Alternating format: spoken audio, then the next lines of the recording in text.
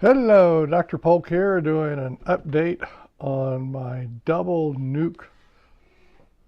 nucleus hive project that I'll be doing. I shot one of these videos before, but people reported they couldn't hear me.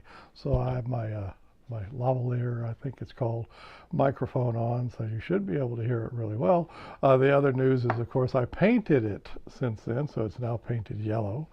And in case you missed that other video, this is a double nucleus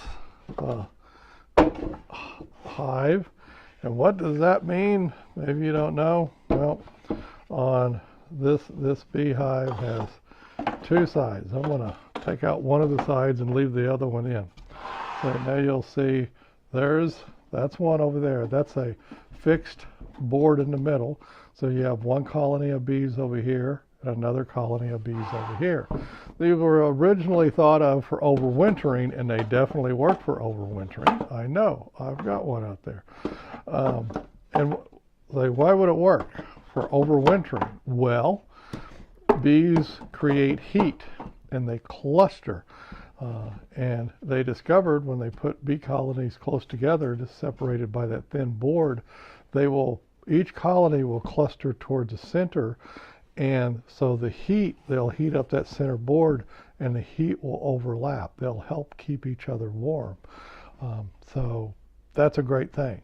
They then noted quickly that all through the year you could keep this type of hive going and it becomes a resource hive, meaning you're not going to produce honey from one of these double nucleus hives.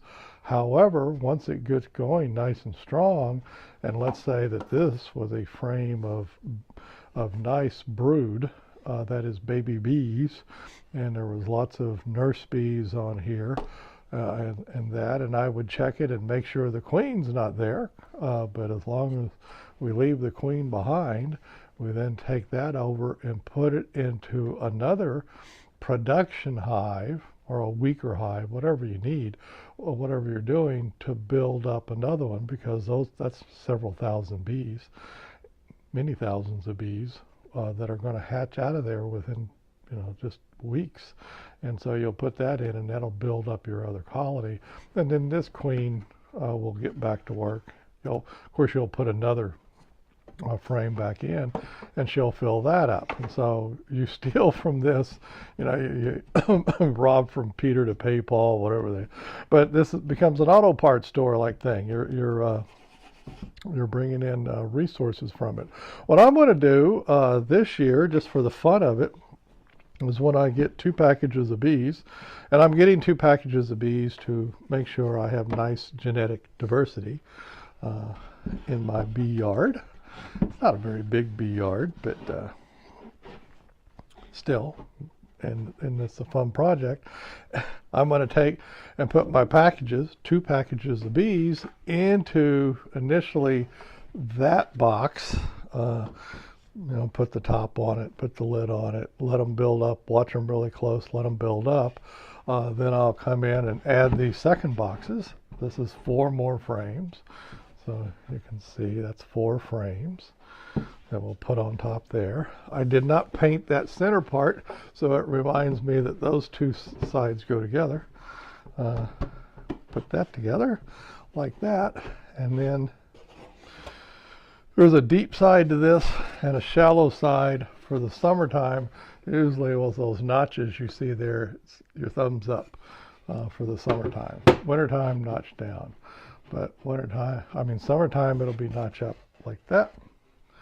And I will probably, for good ventilation, I should do that the opposite side of the hole.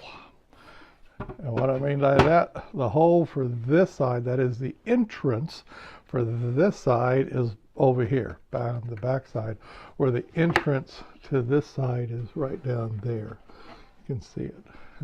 And the bees don't care that they're coming out different ways. It's the way you keep the 2 entrances separate.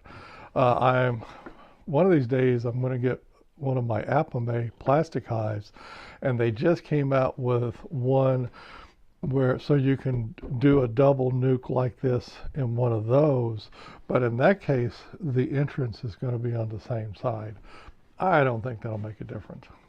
If the bees get confused, they'll just equal out the size of the hives. I mean, the two colonies. But anyway, so we'll have that. I don't have it, it's out in my yard, but I'll put another box, a medium-sized box on top of that. Why? Because I'll be putting, well, that's actually got sugar water in her, but that will go into that hole, but then it'll be setting up a little bit high, so you put another box on top of that, and then put the top on, and you got yourself that. Because when you, especially not so much when you got them double stacked, but when it's like this and those are brand new bees in there, you got to feed them. They'll die, literally, so you got to feed them. And that's an easy way to feed them with that sugar water. It's just a mason jar with holes poked in the top and turned over, and the vacuum keeps it there, and then the bees will come up and eat that. So anyway, that's the double nuke, and if you want to follow along with me and do this, hey, great. But you need to order your bees, and I would have figured that by this time all the bees would be gone. But just this morning, and this is February the 7th, I saw a post where there's still bees available. So if you jump on and get some, look up honeybee packages or nucleuses, you can get yourself ones. Here for northern Maine. This is a northern Maine. I'm in Maine. This stuff is for northern stuff. I don't think you'd do this down in the south. They've already got warm weather down there. But up here, there's still some snow on the ground. And so for the northern folks that want to do this with me, get you a couple of packages of bees and we'll throw them in there. And sump pump thing. And we will have some fun. So I think that's it. Bye-bye. Hello, folks. Well, once again, I forgot to tell you that my real occupation is helping people set up online courses on the internet, and those courses lead to then in-person speaking engagements with businesses and organizations and such. So if you're interested in that kind of thing, there's a link down below. Click on that and you'll be taken to that business part of my life other than the bees. Bye-bye now.